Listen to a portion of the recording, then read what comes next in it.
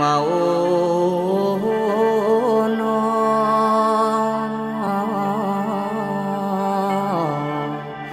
แก้วหน่วยงามหน่วยเจ้าเอ๋ย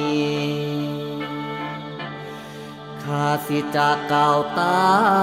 นสาธุการนี้แล้วแก้วมิ่งเมืองเอ๋ยสาวเสียงพวงขาบไว้พระโพคาพิวาเจ้าปกความเก่าเกตกะมอมองค์จอมเจ้าแจ่มพระธรรมนั่นละนอ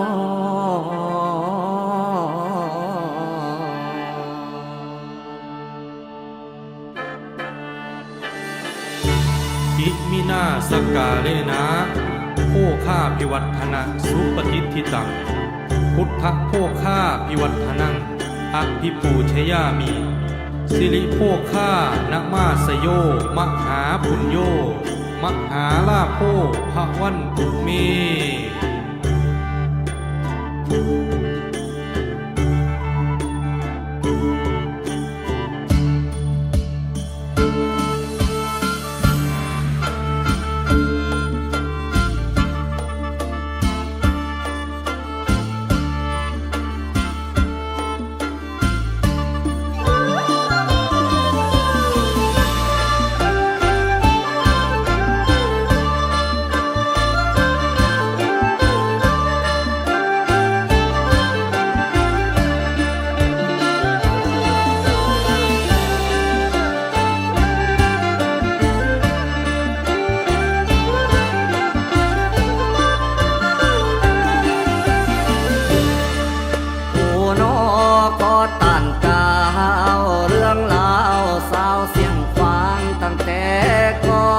จำจากจรทินทานเมืองบ้านเข้าสู่ไทยจากแผ่นลาวฟังสายง่ายยางและหลังล้วนบ่ละบวนสู่อันโฮมกันว่าเลี้ยงลายหมู่ลูกหลานก็ได้ควมกายคูงนาทีเข้ามาที่วางสยามพักสนเศร้าบนเนายัง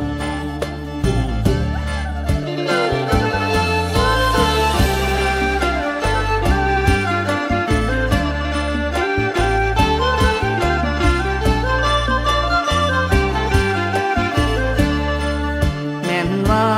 ข้ามีบ้านยังอยู่สิงห์บุรีธานีนั้นดุงดันแต่งเมืองหุงผาดุงมาจังได้เกิดศรัทธาภูมิใจฟูงไทยปานจิตตั้งมันในธรรมท่านหลวงพุทธองค์ปุณแป้งปัน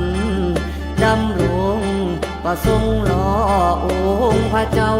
แล้วจังเอาทองเหลืองในบ้านเมืองโฮมมาลุงล้อมรอด้วยศรัทธาพระปาติมาโภคา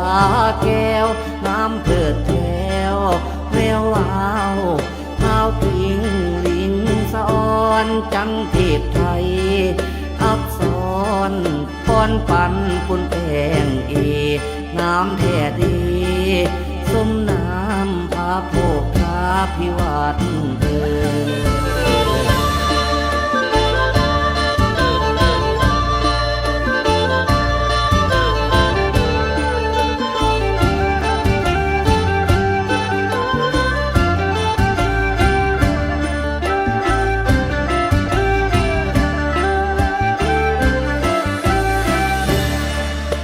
บัดนี้สาธุช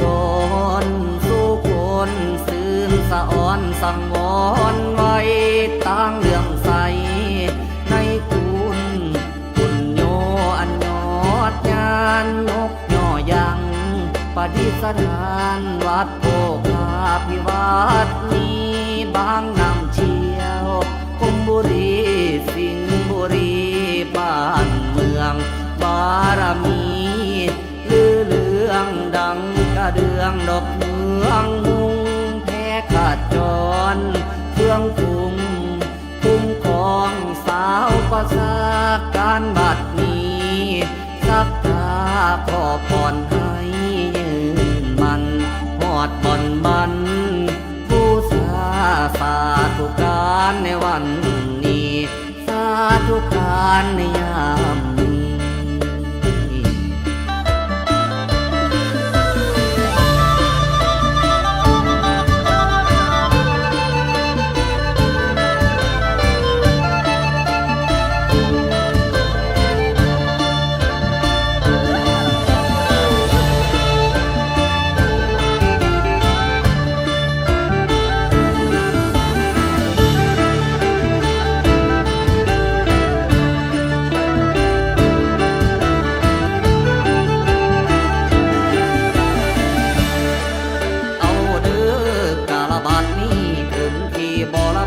นั่งสดมาพาควรล้วนงามยำแจงแต่งดอกไม้มาไล่พระกามาดประพัดจังจันแจ้งแสงเหลื่อมสว่างสีทูบเทียนนี้ไต่หงห้องเมืองรัดสีเรืองสองสวงจังดวงสุริฟ้าสัตว์ไทยบายสีพร้อมพำต่างของลำของก่อนโยย้อนอ่อนนวยจอมดาด้วยค่ายเครื่องบรรณาการอภิวันธนาทานสิยกถวยหน่วยใน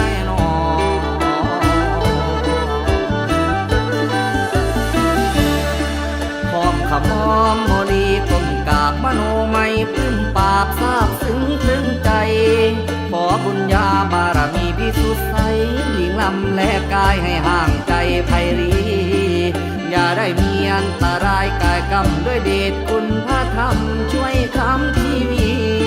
พญาทายภายพังเทนีดับลงทันทีด้วยสีทีพระพรก่อนกราบกรมบังผมความก้าวสมบุขาเจ้าวอนวายอยู่สุยามแก้วมิงลำเลิศดื่มพระบุญญามหามงคลนามโภคาภิวัตเจ้าเนาผู้บ้านประทานพรด้วยสัพคุณผู้นั่งประดับพื้นแผ่นลาสลาสีภูงข้านี้เจริญสัพมงคลบารมีซอยดลจำพนามโภคาภิวัต